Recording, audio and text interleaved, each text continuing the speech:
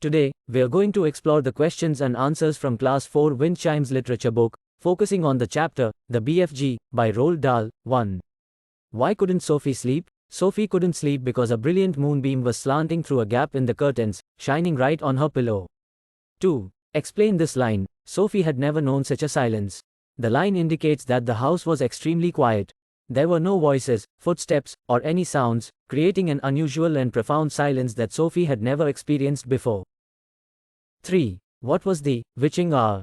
The witching hour was described as a special moment in the middle of the night when every child and every grown-up was in a deep sleep.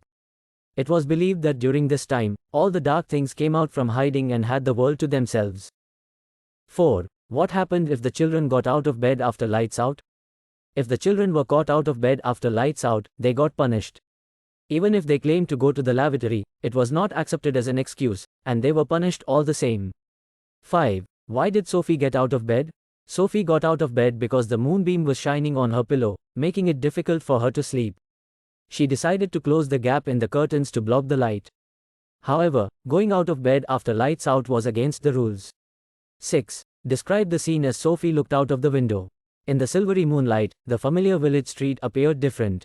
The houses looked bent and crooked, like those in a fairy tale. Everything had a pale, ghostly, and milky white appearance. Sophie saw Mrs. Rance's shop across the road, but it looked unreal. The whole street seemed transformed in the moonlight.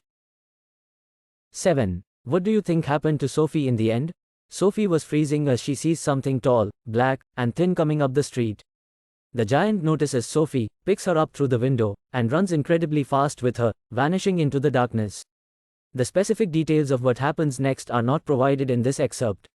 8. Do you think Sophie was awake or was she dreaming? The passage doesn't explicitly clarify whether Sophie was awake or dreaming during the described events.